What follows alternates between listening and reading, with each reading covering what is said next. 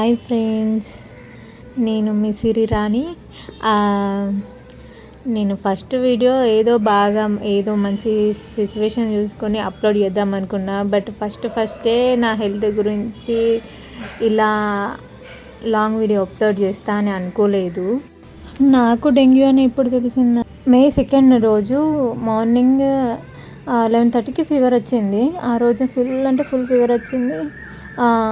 ఆ రోజు evening hospital పోతే బాటిల్స్ ఎక్కించాను నార్మల్ NSRL.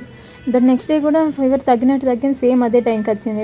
ఇక నా ఫేస్ మీద నా చెంపల దగ్గర ర్యాషెస్ లెక్క అవ్వడం. ఇక డాక్టర్ చూసి డెంగ్యూ కావచ్చని అంటే క్వశ్చన్ మార్క్ చేసింది, అంతే, కన్ఫర్మ్ చేయలేదు. దాని నెక్స్ట్ డే నేను సండే అయిపోయినాక మండే రోజు వెళ్ళి నేను బ్లడ్ టెస్ట్ చేయించుకుంటే నాకు డెంగ్యూ స్టార్టింగ్ స్టేజ్.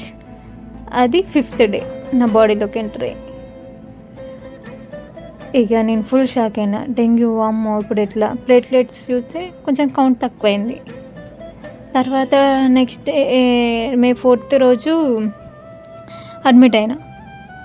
అడ్మిట్ కానని పోతే డాక్టర్ వద్దు, నార్మల్ లిక్విడ్స్ తీసుకోండి అన్నారు. తర్వాత నేను నెక్స్ట్ మే 5th నా బర్త్డే, ఇంకా ప్లేట్లెట్స్ తగ్గినాయి. ఇక బర్త్డే అయితే ఏంది అని ఆ రోజు అడ్మిట్ అయినా. ఇక బర్త్డే రోజు ఇలా అడ్మిట్ అయినా.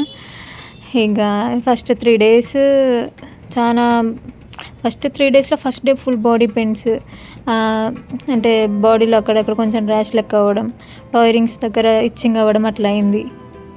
తర్వాతకి చాలామందికి డెంగ్యూ ఫీవర్ అంటే తెలిసింది ఏంటంటే నార్మల్గా 1-2 డేస్ అలా వచ్చే ఫీవరే అనుకుంటారు.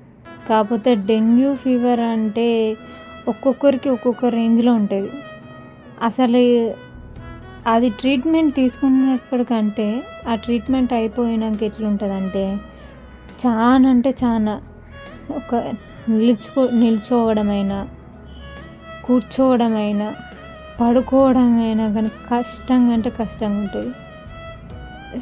చచ్చిపోతామేమో అన్నంత భయం అవుతుంది. బట్ అలాంటి టైంలోనే మనం ఏం చేయాలంటే ఫుడ్ అనేది అవాయిడ్ చేయకుండా లిక్విడ్స్ ప్రతి ఒక్కటి టైం టు టైం తీసుకున్నాం అనుకో. నాకైతే 1-3 డేస్లో తగ్గింది డిశ్చార్జ్ అయ్యాక. బట్ అందరికి ఎన్నో ఉంటుందో నాకు తెలియదు. నా లక్ ఏంటంటే నా బాడీలో ఆ డెంగ్యూ అనేది నా బాడీలో ఎంటర్ అయిన 3rd డే రోజు తెలిసింది. చాలామందికి అయితే అది 50-50 స్టేజ్లో అలా ఉన్నప్పుడు తెలుస్తాయి, కానీ నాకు 3rd డే రోజే తెలిసింది. నేను లక్ అనుకుంటారేమో కానీ ఆ ట్రీట్మెంట్ చాలా తట్టుకోలేము. ఇది నేను ఎక్స్పీరియన్స్ చేసింది నా లైఫ్లో. ఈ సిచ్యువేషన్లో అంటే ఈ డెంగ్యూ టైంలో మా హస్బెండ్ అంటే ఎంత హెల్ప్ చేసిండంటే మా మమ్మీ కంటే ఎక్కువ చేసిండు. మొత్తం చెప్పాలంటే తినబెట్టడం కంచెల్లి అంతే, ఇక అంతకంటే ఎక్కువ చేసిండు. నాకు చెప్పడానికి బాధ అనిపిస్తుంది, కానీ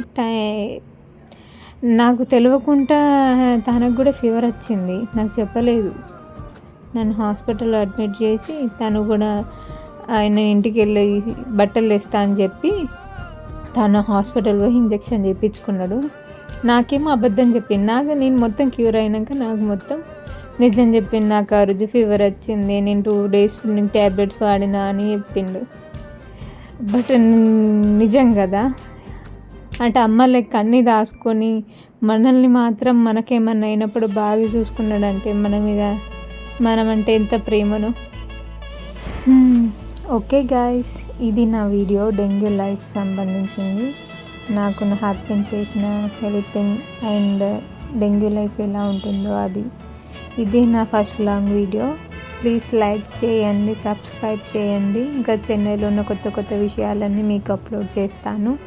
ఓకే, సీ యూ, బాయ్.